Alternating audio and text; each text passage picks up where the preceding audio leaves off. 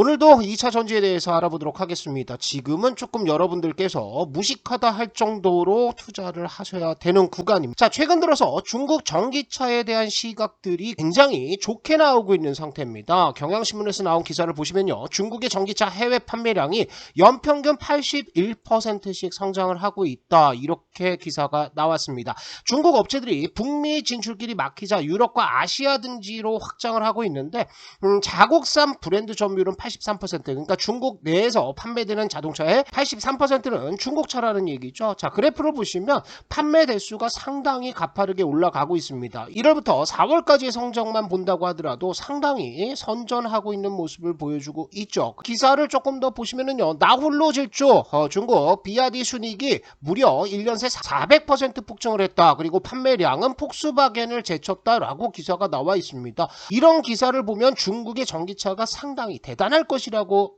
우리가 받아들일 수 있는데요. 중국 BYD의 1분기 순이익이 1년 전보다 400% YOY로 400% 넘게 폭증을 했다라는 거예요. 그래서 실적을 좀 더 뚫어보니까 1분기의 매출이요, 전년 동기 대비해서 80% 정도 증가한 23조 2,400억 정도를 기록을 했다라는 거죠. 순이익은 410% 증가를 했다. 그래서 41억 3천만 위안이니까 우리 돈으로 한 8천억 정도 순이익을 올렸다라고 얘기를 하고 있습니다. 순이익률이 몇 퍼센트입니까? 2%에서 3% 정도밖에 되지가 않는다라는 거예요. 그러면 현대차 같은 경우에는 영업이익률이 어떻게 되고 있느냐? 2%대에서 점점 회복을 하면서 올해 8%대까지 나오고 있다라는 거죠. 그리고 분기별로 보면 9% 영업이익률을 찍는 경우도 많습니다. 이게 문제가 뭐냐면요, 이렇게 트윗에 하나 올라와 있는데 2022년에 배터리 EV, 그러니까 전기차, 배터리 전기차의 순이익률들을 한번 집계를 한 겁니다. 테슬라가 28.5%로 압도적이죠. 이거는 뭐 쫓아갈 수가 없습니다. 그런데 2위가 BYD입니다. 마이너스 12%를 찍었다라는 거예요. 그러니까 작년에는 팔아가지고 적자를 봤다라는 거죠. 밑에 쭉 보시면은 GM도 22% 적자, 다임러도 23%, 현대도 42% 적자를 보면서 굉장히 문제가 많다라는 식으로, 또 중국 업체가 대단하다라는 식으로 기사가 나오고 있는데요. 여기서 중요한 것은요, 전기차만 만드는 순수 전기차 업체는 테슬라만 성공을 하고 있다라는 겁니다. 이 밑에 있는 업체들은 대부분이 뭐죠? 내연기관차를 기반으로 매출이 만들어져 있고 여기에서 나오는 순이익을 가지고 전기차 개발에 지속적으로 자금을 투입할 수 있는 업체들이라는 거죠. 특히 현대도 그렇습니다. 그러나 루시드라든지 리비안, BYD 같은 순수 전기차 업체들은 여기에서 순이익이 나오지 않는다라고 한다면 전기차 개발이 안 된다라는 거예요. 그래서 분명히 한계는 있다라고 생각을 하셔야 될 것 같고요. LFP 배터리에 대한 공포, 이런 것들도 굉장히 많습니다. 그런데 LFP 배터리가 화제가 나지 않을까요? BYD의 주력 모델들에 들어가 있는 LFP 배터리들도 2022년에 화제가 굉장히 많이 났습니다. 화제난 기록들을 한번 살펴보시면요, 요거는 이제 3원계죠. 그런데 요게 LFP 배터리라는 거죠. 딱 봐도 뭘 알 수 있습니까? LFP 배터리가 화제가 나지 않는다라는 게 아니죠. 화제가 이렇게 많이 납니다. 그런데 이런 흐름들은 앞으로 전기차의 출력이 더 높아짐에 따라서 LFP 배터리는 화제가 훨씬 더 많이 날 가능성들이 있다라는 거죠. 전혀 무서워할 필요가 없는 겁니다. 자, 그래서 최근 들어서 중국의 테슬라라던 바이톤이 파산 위기에 들어갔습니다. 이건 재밌는 것인데, 바이톤이라고 중국의 테슬라가 될 수 있다라고 굉장히 자부심을 가지고 있었던 이 업체가 1조 5천억 규모의 투자를 받았어요. 그런데 한 대의 전기차도 생산을 못하면서 결국에는 파산으로 결론이 날 것 같습니다. 중국 정부의 전폭적인 지원을 받은 전기차 기업들이 거품이 꺼지면서, 거품이 뭐죠? 중국 정부의 지원금을 가지고 연명하던 기업들이 줄도산할 것이라는 우려도 나오고 있는 상태고요. 제가 지난 영상에 한번 보여드렸죠. 이게 이제 BYD 자동차들입니다. 전기차들인데 번호판이 다 붙어 있어요. 그러면 보조금을 받겠죠. 그런데 이렇게 항저우에 야적장에 쌓아놓고 있는 상황이라는 거죠. 그래서 우리가 2차 전지 시장, 또 전기차 시장에 자꾸 중국을 갖다 들이밀면서 중국에 밀린다 하는 얘기들은 잊어버리시면 좋을 것 같습니다.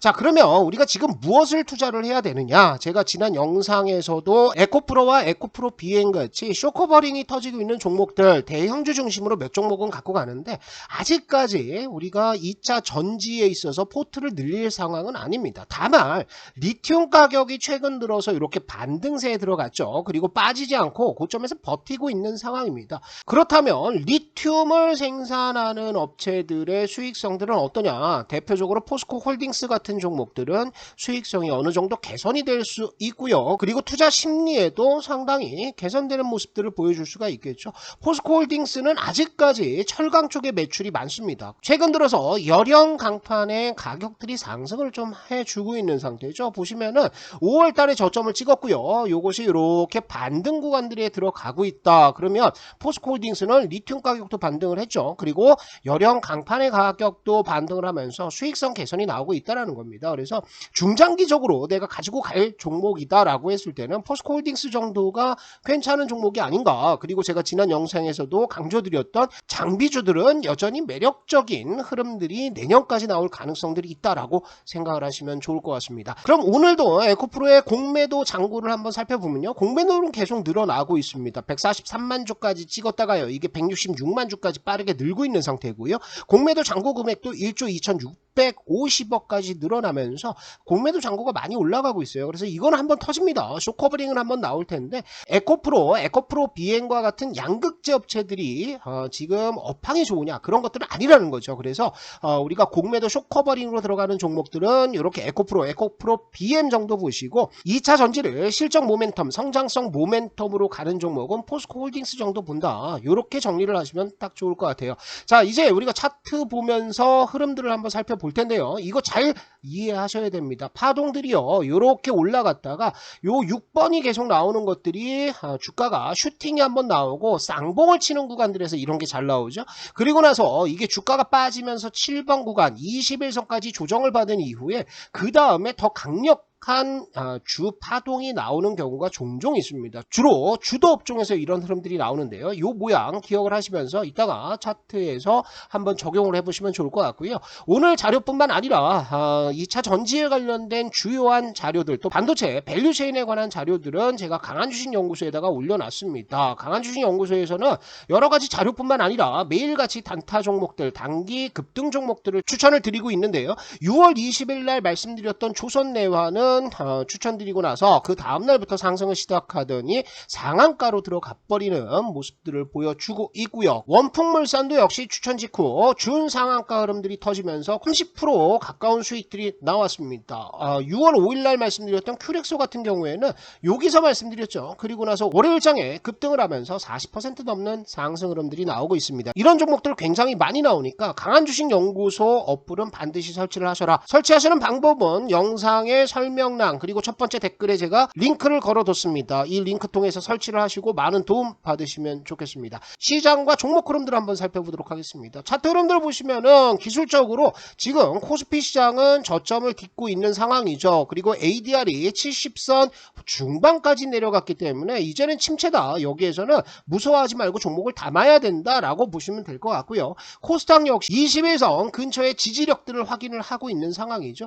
여기서 지지가 나온다라고 한다면 4월 달에 고점 돌파하려는 시도 한번 크게 나올 수 있다. 그 상승세를 이끄는 것은 주도 업종 중에서 반도체가 될 가능성 많다. 이렇게 보시면 되겠죠.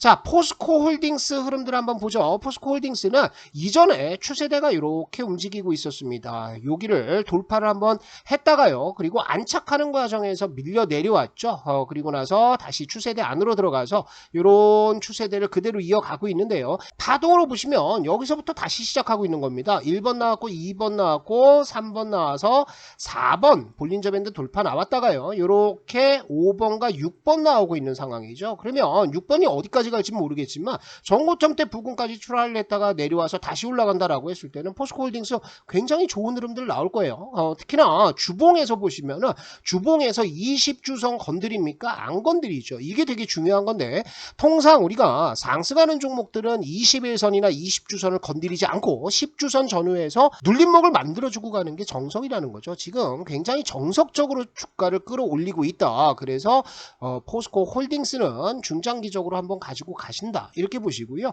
에코프로의 흐름들은 여러분들 생각할 게 굉장히 많을 겁니다. 자, 요 파동을 적용을 한번 시켜보면 쌍봉을 치고 올라갔습니다. 그리고 나서 요게 파란 선이 20일 혹은 20주선인데 이렇게 내려와서 21선, 20주선 근처에서 눌림목, 손바뀜을 만들어주고 갈 가능성 많더라고요. 그래서 이번에 여기서부터 시작해서 4번이 시작이 됐고 이게 5번이 나왔고요. 6번 올라가고 있는데 원칙은 뭡니까? 6번이 볼린저 밴드 상단을 돌파하지 못한다라고 했을 때는 어디까지 와야 된다? 7번 구간 여기를 와야 된다는 거예요. 그래서 20주선까지 내려와서 한참 동안 쉰다. 그래서 제가 에코프로는 지금 쇼커버링 한 방 쭉 뽑아내는 것만 보지 여기에서 이전처럼 홀딩을 하면서 길게 끌고 가는 흐름들은 아니다라고 말씀을 드리는 거죠. 그래서 에코프로는 우리가 쇼커버링 하나만 본다 이렇게 생각하시고요. 에코프로 BM도 보시면 이미 꺾였죠. 갔다가 이렇게 내려왔습니다. 여기서 한번 친다고 해서 볼린저 밴드 돌파가 나올까요? 안 나온다라는 거예요. 그래서 요것도 여기에서 쉬고 갈 가능성들이 상당히 많다. 기술적으로. 그래서 여러분들 에코프로 BM은 쇼커버링 차원에서 들어가는 거고요. 포스코 홀딩스만 여령 강판 가격 상승, 리튬 가격 상승에 따른 실적 모멘텀을 한번 끌고 가보자. 이렇게 정리를 하시면 좋을 것 같습니다. 강한주식연구소는 본 유튜브 채널 그리고 강한주식연구소 이외에는 카카오 채널을 운영하고 있지 않습니다. 이렇게 나와 있는 거 전부 다 사칭 채널이고 사기꾼들이라고 생각하시면 될 것 같고요. 1대1 상담 역시 하지 않습니다. 강한주식은 강한주식연구소 그리고 빌리언스탁에서만 활동을 하고 있기 때문에요. 여러분들 주의를 기울여 주시기 부탁을 드리겠습니다.